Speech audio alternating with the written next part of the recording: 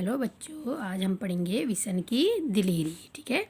तो ये एक 10 साल के बच्चे की कहानी है जिसका नाम विसन है, जो है बड़ा ही बहादुर है। ठीक है। और ये कहानी लिखी है प्रतिभा नाथ जी ने। तो यह 10 इस कहानी के अनुसार जो है 10 वर्षीय विसन को घर से बाहर निकला था। वह रोज़ इसी समय कर्नल दत्ता के फार्म हाउस पर उनकी पत्नी से पढ़ने जाता है। एकाएक उसे गोली चलने की आवाज़ सुनाई दी। थोड़ी ही देर बाद 2-3 गोलियां एक साथ चली। गोलियों की आवाज़ से पूरी घाटी गूंज रही थी। बिशन डर गया और पेड़ों के पीछे छिप गया। वह सोच ही रहा था कि गोली किसने और क्यों चलाई होगी कि तभी एक और गोली चलने की आवाज़ सुनाई दी। उसने देखा कि इधर उधर जो है कोई दिखाई नहीं दे रहा, लेकिन तब तक जो है दूसरी गोली की आवाज़ सुनाई दी। अब विसन को गोली चलने की वजह समझ में आने लगी। जब फसल पक जाती है तब गेहूं के खेतों में दाना चुगने तीतरों का झुंड आया करता है। शिकारी इस बात को जानते हैं, इसीलिए तीतरों का शिकार करने चले आते हैं और हर वर्ष खेतों में दाना चुगते तीतरों को मारने के लिए उन पर गोली चलाते हैं। विसन दुखी हो गया। उसने कहा कि भाई कितने सारे तीतरों को ये एक साथ मार देते हैं। वह जान गया कि शिकारी ही तीतरों पर गोलियां चला रहे हैं और वह वहां से निकलकर खेतों के किनारे किनारे चलने लगा। चलते चलते उसने शिकारियों को सबक सिखाने का निर्णय ले लिया। तभी उसकी नज़र एक घायल तीतर पर पड़ गई। उसने स्वेटर उतारकर तीतर पर डाल दिया और जब वह स्वेटर में फंस गया तो उसे पकड़ लिया। विसन ने जख्मी तीतर को अपने सीने से लगाया। जो है उसने देखा कि इस तीतर पे जो है बहुत सारे चोट लगी है, तो उसने उसको अपने सीने पे लगा दिया और तेज़ी से पहाड़ की ओर दौड़ने लगा ताकि किसी शिकारी की नज़र उस पर न पड़े। लेकिन जिस बात का उसे डर था वही हुआ। वह कुछ ही दूर गया और होगा कि उसके पीछे से कुछ भारी सी आवाज़ सुनाई दी। ए लड़के रुक जा, नहीं तो मैं गोली मार दूंगा। किसने कहा? उस शिकारी ने। ठीक है। विसन का दिल जोर से डरने लग गया। विसन डर के बावजूद उसने आगे बढ़ना जारी रखा। वो डर तो रहा था लेकिन वो आगे भी चलता रहा। शिकारी गुस्से में चिल्ला रहा था, मैं तुझे देख लूँगा, तू मेरा शिकार चुरा कर नहीं ले जा सकता। विसन को कोई रास्ता नहीं सूझ रहा था ताकि शिकारियों से पीछा छूट सके। इसलिए उसने खेतों के छोटे रास्ते जो कांटेदार झाड़ियों से भरे हुए थे वहाँ से जाना उचित समझा। उसने कहा जो कांटेदार रास्ता है वहाँ से मैं चला जाता हूँ।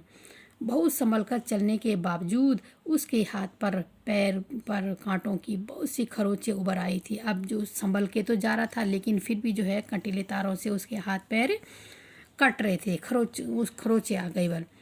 विसन किसी तरह कर्नल दत्ता के फार्म हाउस के अंदर पहुंच ही गया। वो किसी तरह जो है चलते चलते कहाँ पहुंच गया? कर्नल दत्ता के फार्म हाउस में। वहाँ फार्म हाउस में सन्नाटा पसरा था। सन्नाटा में वहाँ सुनसान हो रखा था। अचानक कर्नल दत्ता का अल्सेशियन कुत्ता भौंकने लगा। अब जो कर्नल दत्ता के घर में एक कुत्ता था, अल्सेशियन बहुत बड़ा कुत्ता, वो भौंकने लगा। विसन समझ गया कि शिकारी इधर ही आ रहे हैं, क्योंकि विसन को देख करके तो कुत्ता कभी भौंकता नहीं था, लेकिन अब उसे पता चल गया कि शिकारी ज़रूर इधर ही आ रहे हैं। उसने झट तीतर को सुरक्षित स्थान पर छिपा दिया और बाहर निकल गया। उसने जो है फटाफट करके क्या किया, तीतर को एक टोकरी में छिपाया और वहाँ से बाहर निकल गया।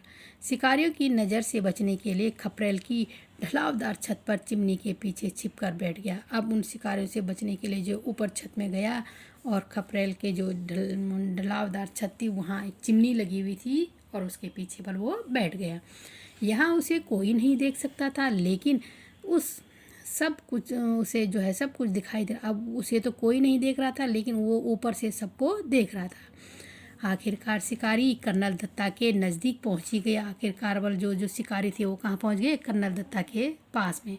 उन्होंने कर्नल साहब से कहा कि अभी अभी एक लड़का हमारे शिकार तीतर को लेकर आपके यहाँ छिपा है। उन्होंने जो है कर्नल दत्ता को कहा कि जो एक लड़का है वो हमारा जो शिकार तीतर है उसको लेकर के छिप रखा है और हम उसे तलाश रहे हैं, ढूंढ रहे हैं।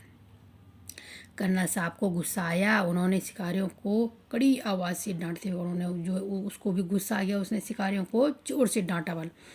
कैसे हो तुम लोग, हर साल आकर इतने तीतर मार डालते हो, कुछ को खा लेते हो और बाकी को घायल करके यहाँ तड़प तड़प कर मरने के लिए छोड़ जाते हो।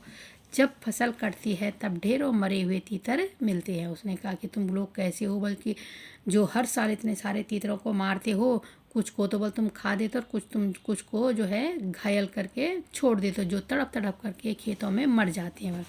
और जब फसल कटती है तो बहुत सारे ढेरों तीतर बल मरे हुए मिलते हैं।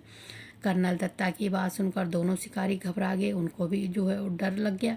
कर्नल दत्ता यही नहीं रुके, बल्कि उन्होंने आगे भी अपना गुस्सा जारी रखते हुए कहा। अब वो रुके नहीं, उनको और गुस्सा आ रखा था और उन्होंने कहा कि पक्षियों को मारने और उससे ज़्यादा उन्हें घायल करके छोड़ जाने में तो कोई बहादुरी नहीं है।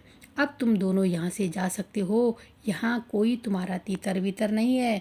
अब जाते क्यों नहीं, खड़े क्यों हो। अब उन्होंने कहा कि बल तुम पक्षियों को मारने से ज़्यादा जो है उन्हें घायल करके छोड़ जाने में, बोलो घायल करके तुम उनको छोड़ देते हो, बल इसमें कोई बहादुरी नहीं है बल तुम्हारी, ठीक है। और अब तुम दोनों यहाँ से जा सकते हो, यहाँ कोई तुम्हारा तीतर बीतर नहीं है, तुम यहाँ पर क्यों खड़े हो बल।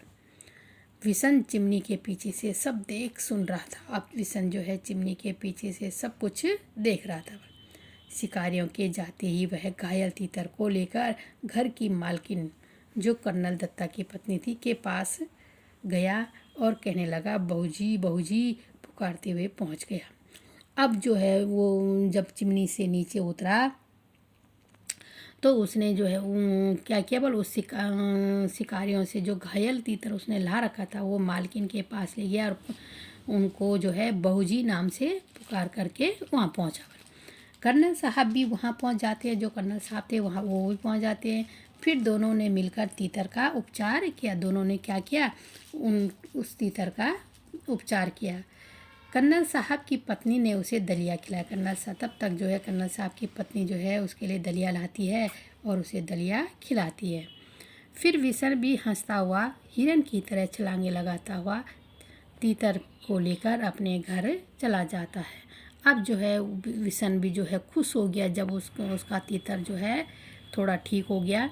तो वो जो है हिरन की तरह, हिरन कैसे छलांग लगाता, बड़ी बड़ी छलांगे लगाता हिरन, तो हिरन की तरह छलांग लगाता हुआ वो तीतर को लेकर के कहाँ चला जाता, बोला अपने घर चला जाता है।